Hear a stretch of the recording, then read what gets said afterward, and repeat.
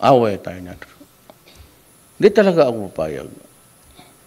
Now just imagine reducing 3 million plus yung kay Bato. Visid nga na wala akong ibang, but from doon to pull him out, sabi ko, General Peña, he used to be my chief of police sa Davao. Sid, tumindig nga. Ito yung customs. He's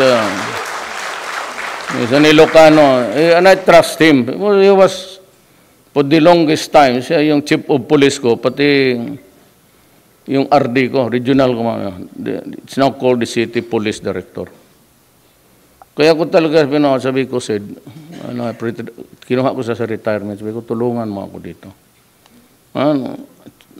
Okay na yan.